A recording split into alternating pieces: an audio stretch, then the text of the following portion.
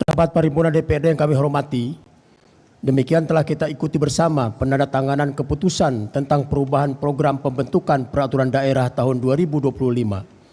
Acara selanjutnya yaitu sambutan gubernur terhadap rancangan KUA dan rancangan PPAS tahun 2026 dan perubahan program pembentukan peraturan daerah tahun 2025.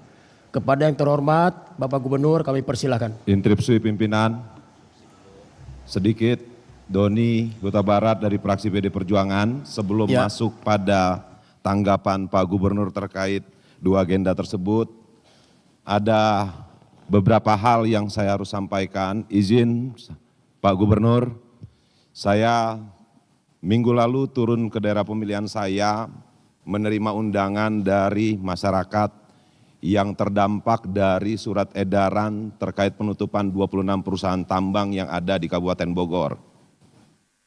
Nah, saya mau menanyakan Pak Gubernur, langkah selanjutnya setelah penutupan ini seperti apa? Karena yang saya terima dari masyarakat ada sekitar 13.544 KK yang terdampak, yaitu dari pedagang, dari pelaku usaha, dari supir segala macam.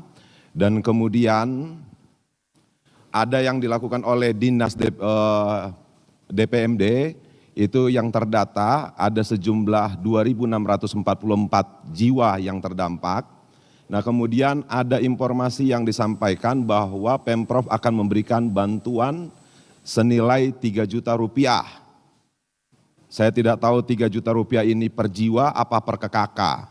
Nah kalaupun sudah dijanjikan seperti itu, tindak lanjutnya seperti apa? Kalaupun memang benar 3 juta per KK, anggaran yang digunakan dari mana? Nah itu, dan kemudian saya harus sampaikan juga, ini mungkin sudah disampaikan bahwa ada audit terhadap 26 perusahaan ini. Dan tindak lanjutnya sampai hari ini saya juga tidak tahu, saya coba berkomunikasi dengan Pak Kadis, menanyakan tindak lanjutnya, saya juga tidak direspon. Nah kemudian kalaupun ini ada audit, kalau kita mengikut undang-undang, perusahaan tambang di sana itu tidak diperkenankan untuk melewati jalan raya Parung Panjang Bunar. Kenapa? Kalau menurut undang-undang jalan raya, itu tonasenya itu masuknya kelas 2, tonasenya hanya 8 ton.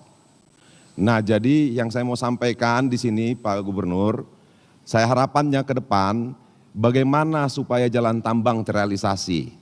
Yang kedua, bagaimana tindak lanjut Pemprov terhadap 13.544 jiwa yang terdampak yang menggantungkan hidup di pertambangan tersebut. Kenapa pada saat saya turun ke sana ada anaknya yang sudah tidak bersekolah. Kemudian ada yang sudah sulit untuk memenuhi kebutuhannya sehari-hari. Nah, saya harus memperjuangkan aspirasi ini Pak Gubernur. Saya harus menyampaikan apa tindak lanjut dari pemerintah provinsi terhadap surat edaran yang dikeluarkan oleh pemerintahan provinsi. Nah kenapa? Kalau menurut Undang-Undang Minerba, perusahaan tambang wajib mempunyai jalur tambang.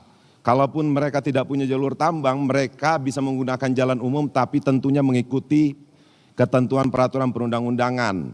Nah saya berharap ada tindak lanjut Pak Gubernur. Kenapa? Mereka sudah hidup bertahun-tahun di dunia pertambangan tersebut. Terima kasih. Baik, Pak Gubernur mau direspon atau? Izin pimpinan, Hilal dari fraksi Partai Golkar. Saya pikir tadi apa yang ditanggapkan oleh Pak Doni tidak perlu ditanggapi di paripurna ini. Karena kita sudah sepakat dari awal, rapat paripurna ini hanya membahas tentang persetujuan KUA PPAS dan laporan Bapak Merda. Terima kasih. Ya, terima kasih.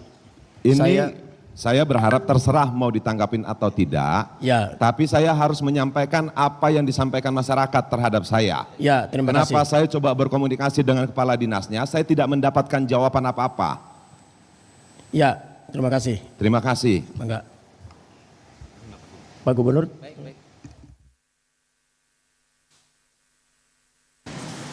Baik, terima kasih ya.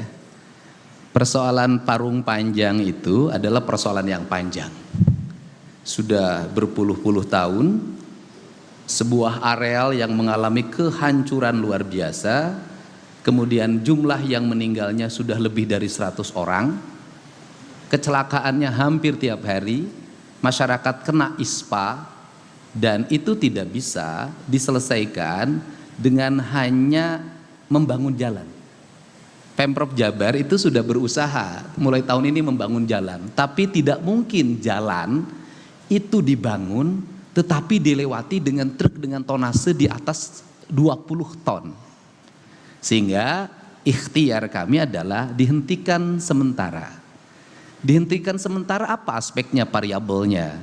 Pertama adalah variabel kerusakan lingkungan. Yang kedua, variabel perlindungan tenaga kerja. Yang ketiga, variabel reklamasi. Yang keempat adalah variabel transportasi atau transporter sebagai pengelola. Yang kelima, adanya pungutan-pungutan yang tidak didasarkan pada aspek hukum yang memadai, dan itu jelas ada. Sehingga tim audit pemerintah Provinsi Jawa Barat yang terdiri dari para akademisi sudah bekerja, mungkin dalam waktu tidak terlalu lama akan segera diumumkan hasil auditnya. Bagaimana sikap pemerintah Provinsi Jawa Barat? Sikap pemerintah Provinsi Jawa Barat akan mengikuti rekomendasi audit pakar. Karena kami tidak ingin mengambil keputusan berdasarkan pertimbangan politik. Itu yang pertama. Kemudian yang kedua, bahwa ada ikhtiar pemerintah Provinsi Jawa Barat untuk memenuhi kebutuhan pokok dari masyarakat yang mengalami problem karena tambangnya ditutup. Salah satunya adalah kami sudah menerima data dari para kepala desa yang hari ini data yang masuk yang harus dibantu adalah 9.000 kepala keluarga lebih. Itu pun kami sangat mengalami kesulitan untuk mendapatkan data tersebut karena ada di antaranya kepala desanya merangkap pemain tambang. Nah, kemudian dana yang akan diberikan oleh kami adalah 1 bulan 3 juta, mungkin sekira 2 atau 3 bulan yang akan kami berikan. 3 juta itu bersumber dari mana? Bersumber dari bantuan sosial pemerintah Provinsi Jawa Barat. Dan kami menggunakan dana BTT, dan ini adalah persetujuannya Kemendagri. Pemerintah provinsi berhak mengeluarkan dana tanggap darurat terhadap setiap persoalan. Nah, kemudian penyerahannya mulai minggu depan melalui nomor rekening. Dan selanjutnya nanti sampai bulan Januari. Nah, apa yang akan diberikan solusi? Solusi yang ditawarkan oleh pemerintah provinsi hari ini adalah ada 2. Menawarkan kepada masyarakat yang bekerja di sektor tambang yang tidak dilindungi oleh BPJS, upahnya juga tidak memenuhi standar, untuk bekerja menjadi tenaga outsourcing pemerintah daerah Provinsi Jawa Barat ngurusin jalan. Itu yang pertama. Yang kedua adalah para sopir kami tawarkan mendapat kredit mobil 2 sumbu tanpa bunga kerjasama dengan BJB. 2 hal ini yang akan kami lakukan, termasuk kami ingin mendorong ke depan agar tambang-tambang ini dikelola secara baik oleh kelompok masyarakat dan masyarakatnya masyarakat setempat. Agar apa? Agar pertumbuhan ekonomi tumbuh. Karena berdasarkan hasil data yang kami miliki, masyarakat yang di sekitar tambang itu rata-rata tingkat ekonominya sangat rendah walaupun sudah berpuluh-puluh tahun.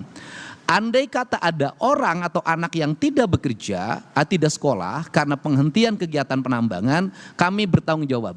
Mana datanya ke sini akan kami masukkan lagi sekolah dan kami bayar biaya sekolahnya. Ini adalah ikhtiar yang kami miliki. Untuk itu saya ucapkan terima kasih atas pandangannya, karena kita membangun tidak hanya bicara pada satu kepentingan, tetapi juga di luar kepentingan yang lainnya. Terima kasih. Terima kasih.